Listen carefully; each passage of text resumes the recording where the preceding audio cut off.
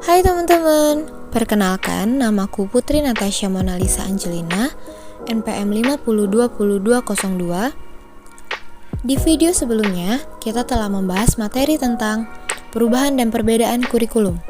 Sekarang, kita akan membahas materi tentang model dan prinsip pengembangan kurikulum. Stay for watching! Apa sih model pengembangan kurikulum itu?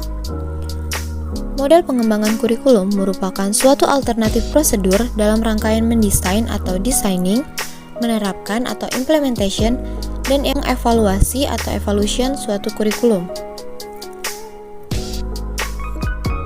Model pengembangan kurikulum terbagi menjadi 10 macam. Untuk lebih jelasnya, ayo kita bahas bersama.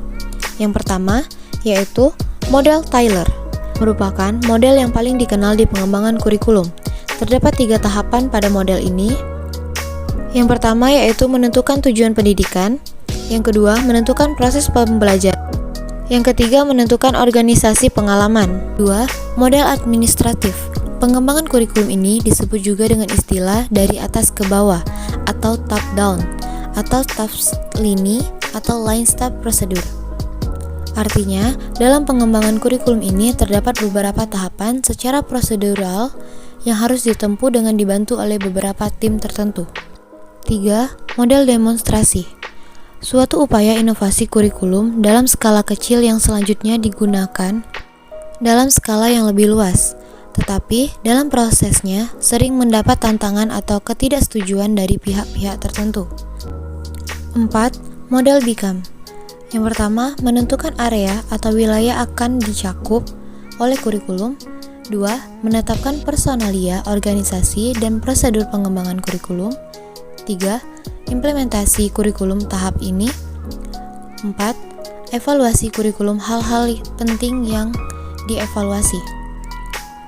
5. Model systematic action. Model kurikulum ini didasarkan asumsi bahwa perkembangan kurikulum merupakan suatu perubahan sosial.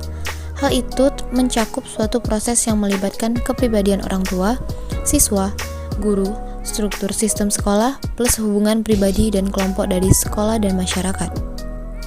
6. Model dynamic skill bag. Model diperuntukkan untuk setiap guru yang ingin mengembangkan kurikulum yang sesuai dengan kebutuhan sekolah. Elemen pokok dalam model dinamis yaitu sebagai berikut. Yang pertama, analisis situasi, memformulasikan tujuan, menyusun program implementasi, monitoring, feedback, penilaian, dan rekonstruksi. 7. Model grassroots. Model grassroots adalah model pengembangan kurikulum yang dimulai dari bawah. Dalam prosesnya, pengembangan kurikulum ini diawali atau dimulai dari gagasan dan ide guru sebagai tim pengajar. 8. Model Sailor.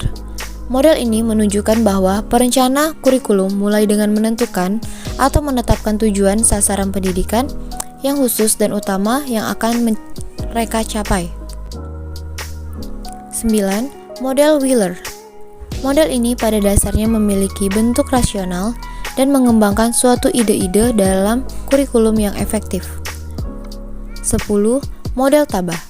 Model ini guru harus memulai proses dengan menciptakan suatu unit pelajaran atau belajar mengajar khusus bagi murid-murid mereka di sekolah dan bukan terlibat dalam rancangan suatu kurikulum umum. Materi selanjutnya yaitu prinsip pengembangan kurikulum. Terdapat 5 prinsip, yaitu yang pertama, prinsip fleksibilitas.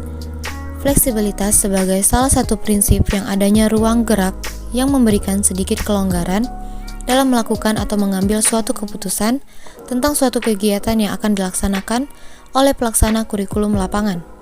2. Prinsip kontinuitas.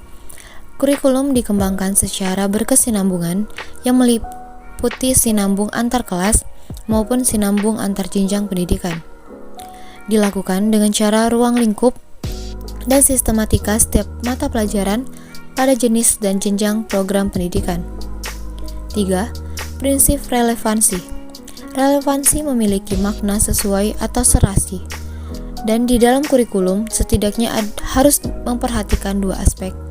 Aspek yang pertama yaitu aspek internal, Pada pengembangan kurikulum harus memahami betul tentang jenis dan hakikat dari tujuan kurikulum, isi kurikulum, metode pembelajaran, dan sistem evaluasi. 4.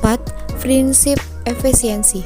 Kurikulum ini mencakup segala hal dalam perencanaan pembelajaran agar lebih optimal dan efektif, supaya siswa dapat mengimplementasikan program pembelajaran lain, karena upaya itu diperlukan agar dalam pengembangan kurikulum dapat memanfaatkan sumber daya pendidikan yang ada secara optimal, cermat, dan tepat, sehingga hasilnya memadai.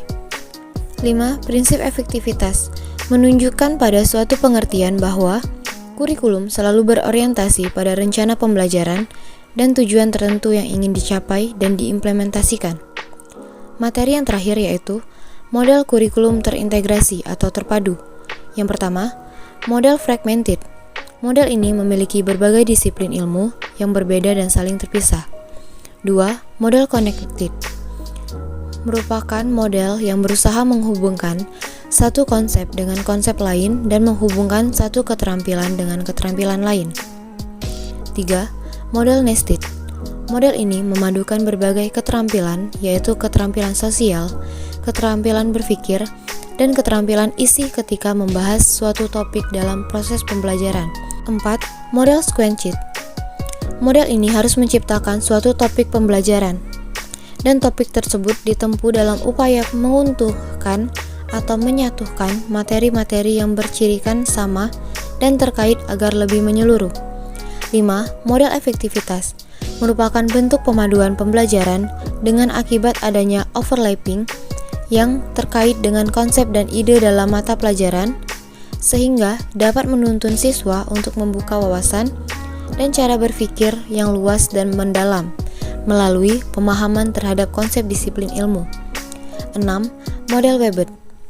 Model ini dimulai dengan menentukan tema yang kemudian dikembangkan dengan subtema dengan memperhatikan kaitannya dengan bidang studi lain. 7. Model connected.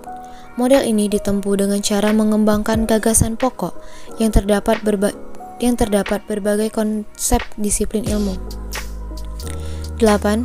Model integrated. Model ini dimulai dengan mengidentifikasi konsep, keterampilan, sikap yang overlap pada beberapa bidang studi. 9. Model immersed. Model ini dirancang untuk membantu siswa dalam menyaring dan memadukan berbagai pengalaman dan pengetahuan yang dihubungkan dengan kegiatan disiplin ilmu. 10. Model networked merupakan model memadukan pembelajaran yang mengendalikan kemungkinan dalam pengubahan konsepsi, bentuk pemecahan masalah, maupun tuntunan bentuk keterampilan baru setelah siswa mengadakan studi lapangan dalam situasi, kondisi, maupun konteks yang berbeda-beda. Baik, itulah pembahasan materi kita. Semoga materi yang disampaikan mudah dipahami. Terima kasih telah menyimak video sampai selesai. See you!